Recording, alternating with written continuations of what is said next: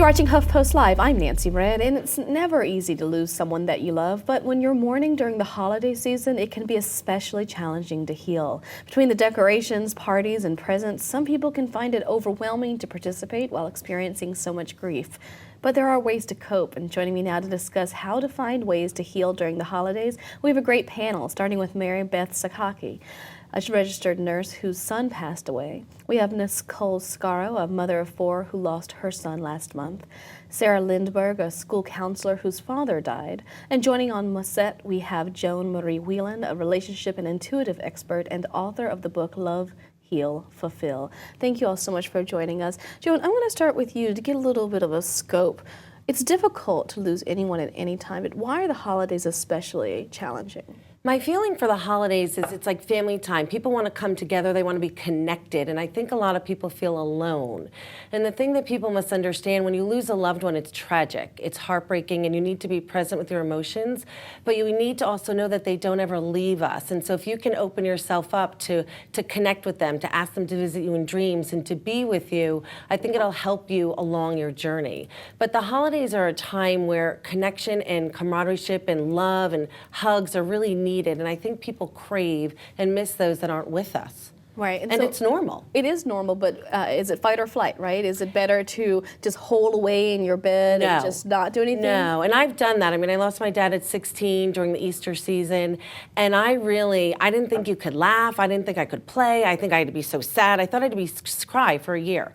But there's no timetable to mourning, and I think that if you're so present with your emotions and you're so honest with how you feel, if you're angry, be angry, but don't let the death destroy you and the fact that you are still alive living, and there are people around you that want to connect with you. Right, and one of the things that's important is to seek help, and you are a great help to so many. How do you help people cope with extreme loss?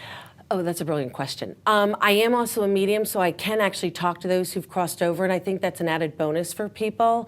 I also do a lot of work, and my book has a lot of opportunities with meditations to help people heal their sadness. Emotions have a voice, and I think that you have to give your emotions a voice, and I think that's a very big key to a big step in healing.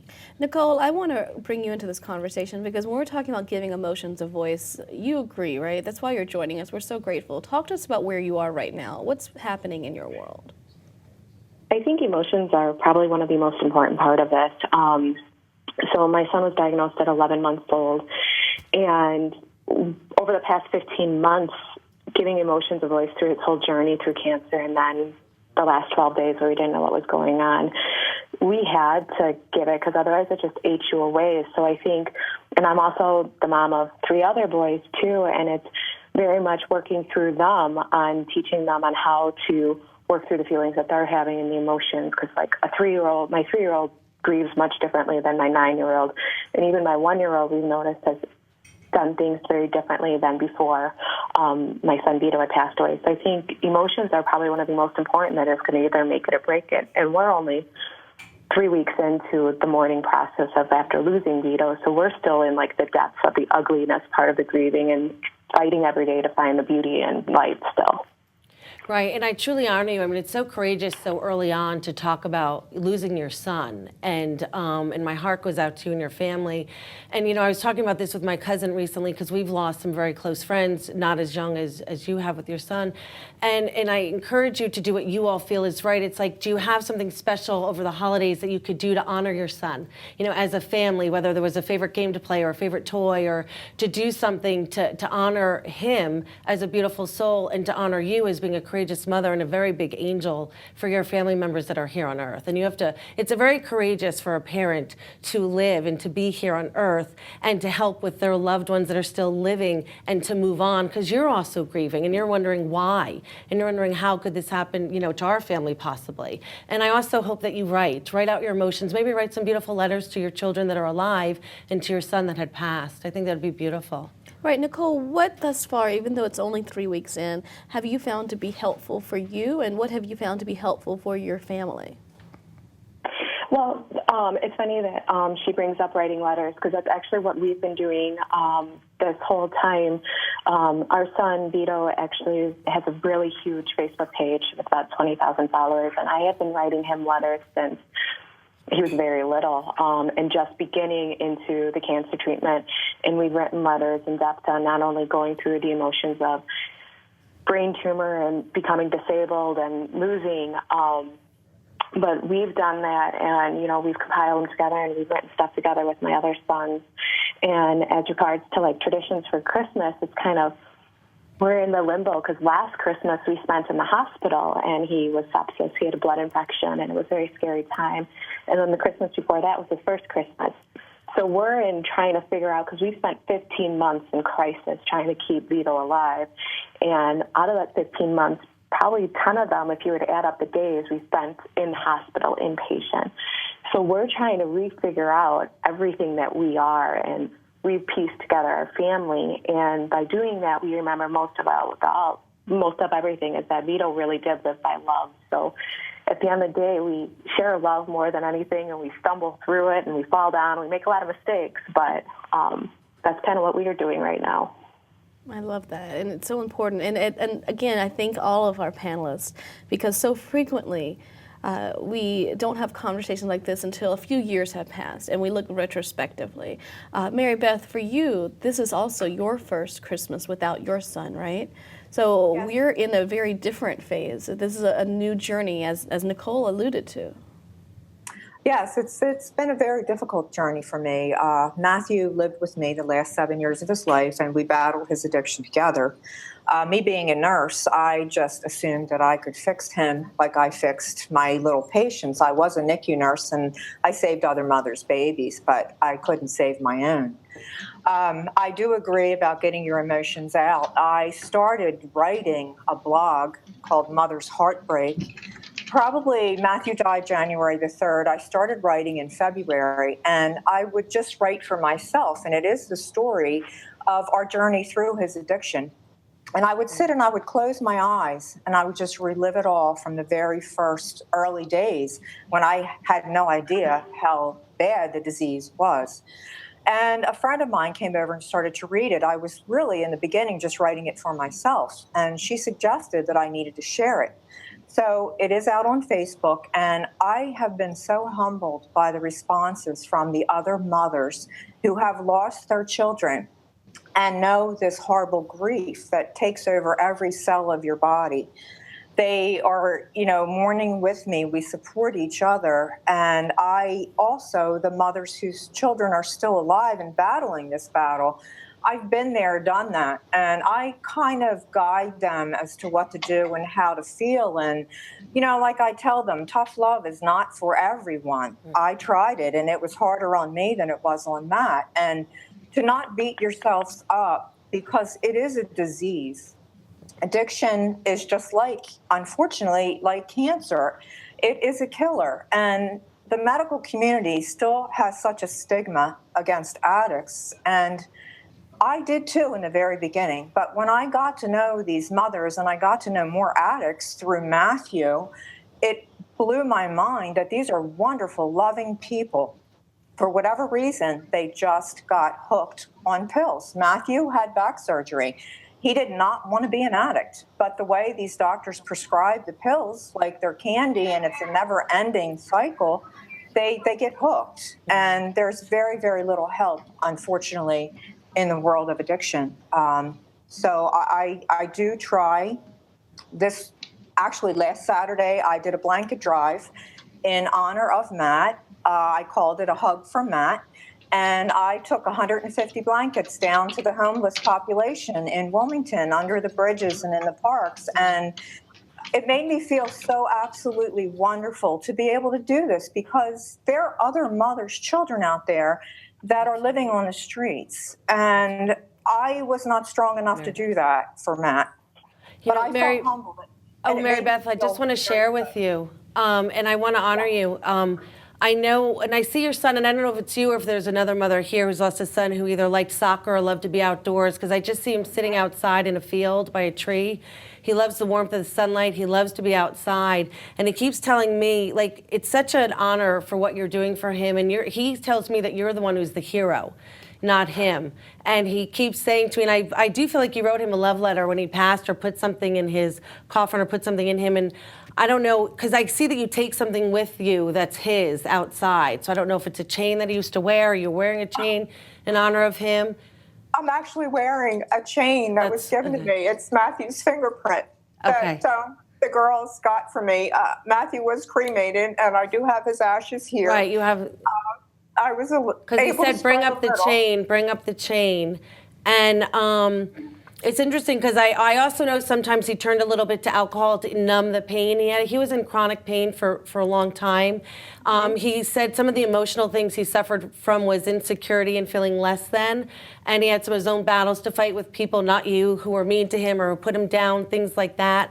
I don't know if he was a little dyslexic, but there was stuff going on with him, with how he felt. He didn't always feel adequate enough. And your son's actually the funniest person. He is so hysterical. He has a great sense of humor. He keeps wanting to push you outside, outside, outside. Get her outdoors. Get her to celebrate living. He needs the warmth in you. He needs the sunlight in you. I do think you're going to write a book, or write a book compiled with many women who've lost children, to help people understand addiction.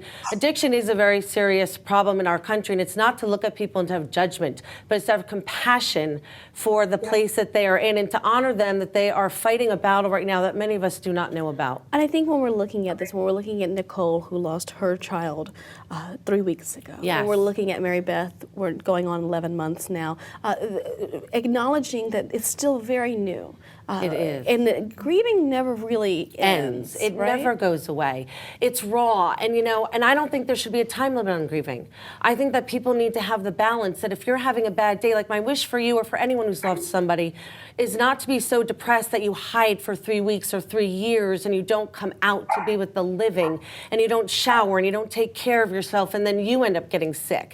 It's so important to know and to pray for strength and courage within yourself to be devastated, and to honor where you are, but to know that you are on earth for a reason. And I think anyone who's lost somebody in a tragic way, whether it's a child, a parent, a loved one, a partner, that it's happening to you not as a punishment, not because you're some bad person or did something wrong, but to understand that there's strength in you you might not know about, and to reach out for the strength, and to reach out to have your heart so open to receive the love and receive the blessings. Sarah, when we're looking at there not being a timeline on grief, you lost your father almost a decade ago, right, in 2007.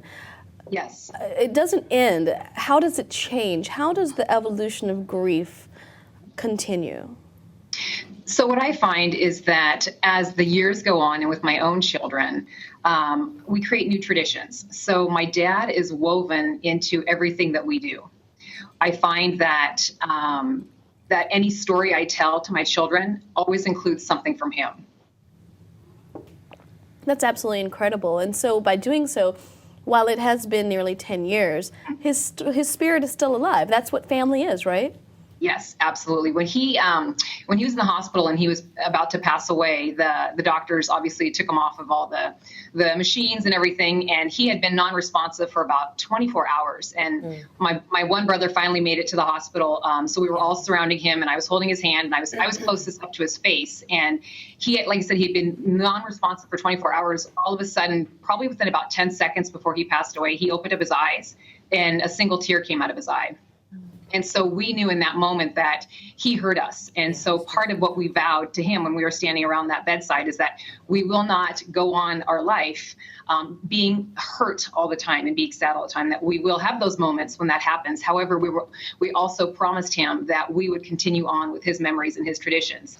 I happened to be 8 weeks pregnant at the time that he died. He had found out 1 week before on Mother's Day that I was pregnant. So I have a lot of comfort knowing that he knew that I had a baby inside of me, and it was my first child. So I think there's just been some interesting dynamics around that for me. My daughter that I was pregnant with is so much like him, and I don't know, there's something magical about that for me.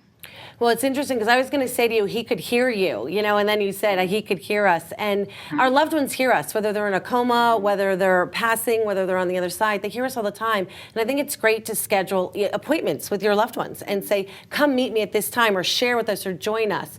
And you have such enthusiasm. Like my niece is named after my dad, Frankie, and there is a piece of my dad that lives in my niece because she's such a Whalen, and it's so cute. And I look at you and I feel like there's a twinkle of your father and a piece of this of him in her. And she's very adventurous and very outgoing and can be very outspoken. Your dad tells me he's a little bit stubborn at times and he didn't always listen.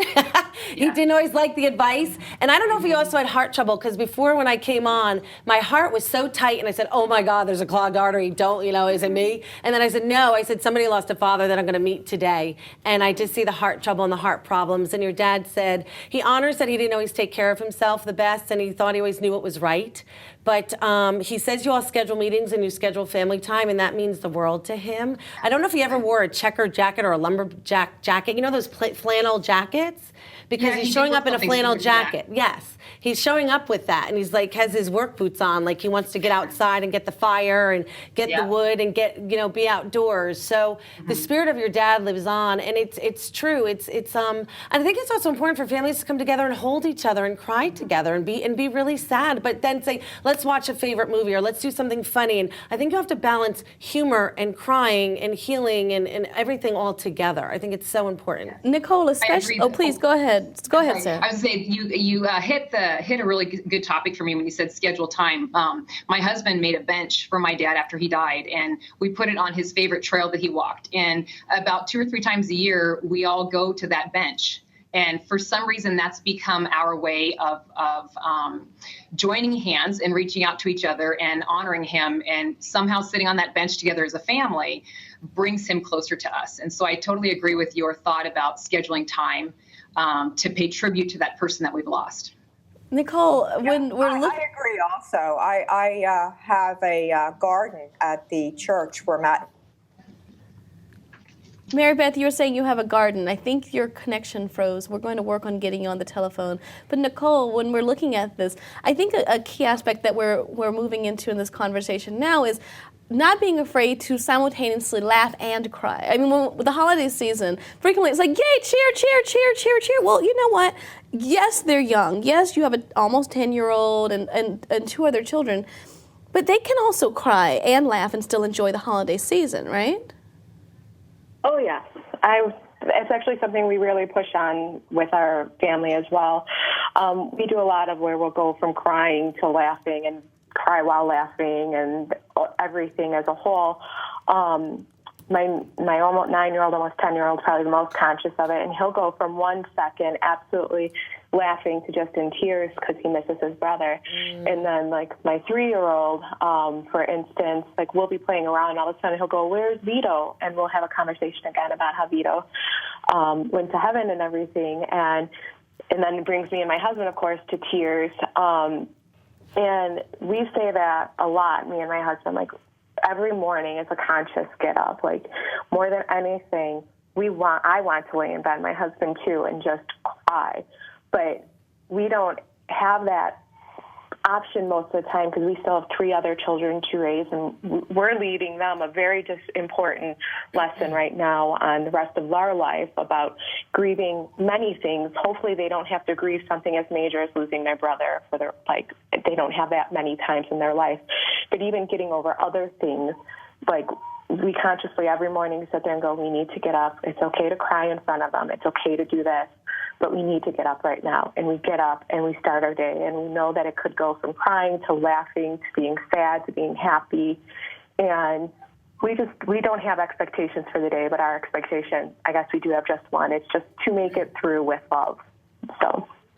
I also feel like this year you're going to start a new tradition. I don't know, and it might just come to you on the 24th, but I just keep getting, like, all of a sudden you're going to have a light bulb in your head, and you're going to go, this is what we're going to do, and there's something playful and something fun. I feel like you're brewing inside of you, and I don't know if you had for your son a little dinosaur, or, because I could just see him, the stuffed animal of a dinosaur. I don't know what that is for you or for one of the other ladies.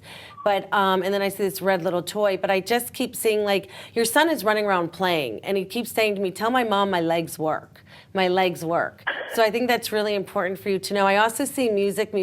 I want you all to play music because you had a favorite song or a special song, but it was an upbeat song. It wasn't a sad crying song. It was like a Mariah Carey or a Jennifer Lopez. It was something fun, and it was something like like let's dance. You know, and I also see a birthday coming up, whether it's New Year in January. I don't feel like it's going to June, but I do see a birthday coming up in the next 6 weeks. So in the family or the extended family, there's going to be a big celebration for that too. So I just just want you to, and I also see a dog. If you guys don't have a dog, someone is giving you a dog for Christmas. So I don't know if you want one, but there's a dog. I just keep seeing this dog, and I'm like, I don't know if they have one or it's coming, but don't say no to the dog. Funny story on that.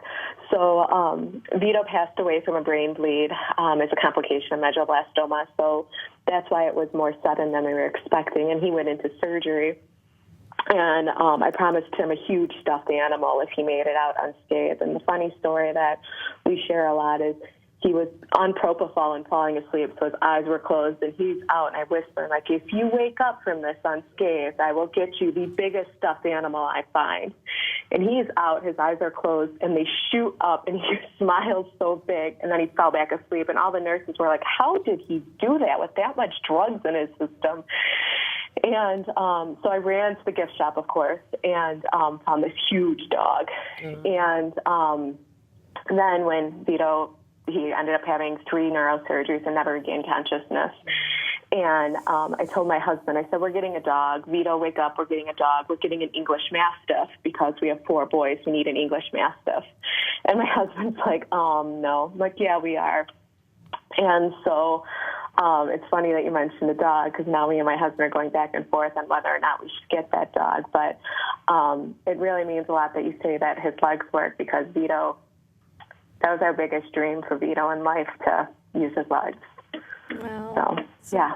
Incredible. So we're making new traditions. We're adding more love, because I think when we're looking at this, there might be other parents out there, Nicole, who aren't as brave right now to come forward and speak about their trauma. What advice do you have for other parents who, or other people who've lost someone this holiday season, and they're not sure if they want to trim the tree, or if they want to light the menorah, or they want to do the traditions that meant so much? So what advice would be for them? I say do what you can. Like, for instance, we went and cut down a tree last weekend, and my biggest thing is, how am I going to take family pictures right now, because my whole family isn't here, and I'm actually 21 weeks pregnant, and I will, like, a big fear I have is I will never have a picture with all of my children. It's not a fear, it's I don't know the right word for it. But we went and we got a Christmas tree and we cut it down. It was the first year we did it. And we took a picture of my family with my boys, and we brought a picture of Vito, and we took that picture. Now, we haven't decorated that tree. That tree is up in the corner. We bought lights. We haven't brought in ourselves to do that yet, because last year we had a lot of fun hanging lights in Vito's hospital room, and to do that, it's just a lot. So we're having a tough time with that, but we're okay with that. We got the tree, and that's what we want to do at this point. And like my son's memorial service, we live in Minnesota because my husband was transferred there, but my whole family's in Chicago. So we're actually in Chicago this weekend for his memorial service. And I used to sing Christmas Mass for years, and the only year I missed it was when Vito was in treatment last year, and I couldn't do it, and I probably won't do it this year. But my husband, when we got back from memorial service, he's like, Nicole, I just can't go to Christmas Mass this year right now. I don't want to go and listen about a baby. And I said, it's okay. You know, we'll figure it out. We'll go day by day. What works for us may not work tomorrow. We might want to do this. We were so excited. We bought tickets for the Santa's North Pole Express for all the boys, because it's supposed to be in between my son's chemo treatments. And me and my husband couldn't bring ourselves to it. So we had our good family friend take my other boys to it, so they could still experience Christmas and everything. And me and my husband, but at that moment, was too raw. It wasn't even 2 weeks out to go and sit around with a bunch of other kids. So take it day by day, and know that each thing you do doesn't define how much you love or anything of it. You are just truly recovering at that moment for you. I think that's absolutely beautiful. We like to include our community here at the Huffington Post. Liz Von Nodius says, I like holiday traditions, but it took me a while to get back into the swing of things, and that's totally fine. Absolutely, there is no one right way to grieve. Mary Beth, how are you handling this season, and what advice do you have for other parents who might be, or other individuals who've lost someone who might be struggling themselves to figure things out?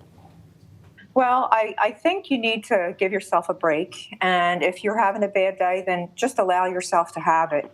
I used to tell myself, you know, I had to get up, I had to go do things, and I would have those horrible grief punches. And I just allowed myself to cry. I allowed myself to have that time to just cry and allow the grief to just, take over the day.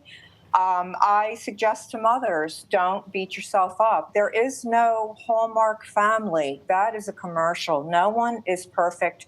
Christmas is very tough for a lot of us. And I'm starting a new tradition where I have Matthew's urn on my fireplace. And I decorated the mantle absolutely beautiful. And I have a picture of him dressed as Santa next to his urn. And I talk to him every day, just like you suggested. But I think this year I've always had an open house where I invite people to come. And I really was second guessing if I could handle that. But I thought, in his honor, there are people out there that have no one and they need to be here. So I do feel that even though I will cry, and I am expecting to cry, and I'm sure there are other people will be crying too, but that's okay. And it will be a different holiday tradition. There will be an empty chair and our hearts will be heavy, but I also want to have the memories of Christmases past where he was here and he lit up the room, and just the joy of the fact that we are still here on this earth and there is a reason, and we do have to go on as hard as it is. We are here to make a difference, to remember our loved ones and to support people that are in our shoes. Right, Sarah, not to be cliche, but the phrase, "'tis better to have loved and lost than to have never loved," is very apt. You're, like you said, one of your children never even got to meet your father, but you still keep his memory alive. I myself, my father died when I was 4, but yet my family kept his memory alive. And I know it must have been painful, but it's a lot less painful than him having never known who he was, really, right? Absolutely. Yeah. He, he does live on the empty chair phrase is one I used in something I wrote about Thanksgiving. And what I have found is that over the years, I have allowed my children and other people in my family to naturally, they just do it on their own. They take on the roles that he used to play. And so I've found that that empty chair now is filled with other people who are creating new traditions, but they are, his spirit is so woven into those new traditions that oftentimes I find myself looking at my son and I see my dad sparkle. I look at my daughter and I see his hard, strong, solid personality.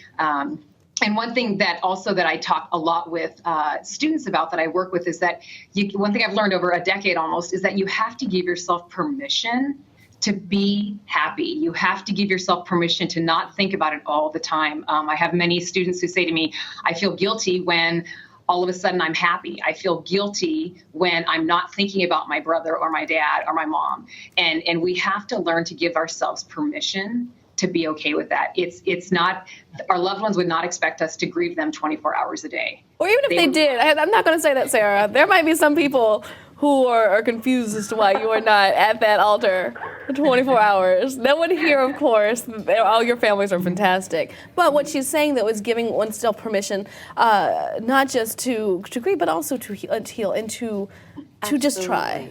Absolutely. I think it's so important, and she's right. I mean, we are alive on earth and we are living, and I've spent many years myself, because I've buried so many people, where there's a part of me that's like, I don't think I'll ever love again because so-and-so's on the other side, or I don't know if I can deal with this. And it was like, I'm on earth, and we have to fully live on earth and say, what do we want to experience? What do we want to have while we're still here? And who do we want to connect with? And I think the giving and the receiving of love is so important. And if you're having a bad day, there's other people having bad days. And like Mary Beth went and gave blankets to the homeless and did this. I mean, that to me is the greatest thing ever.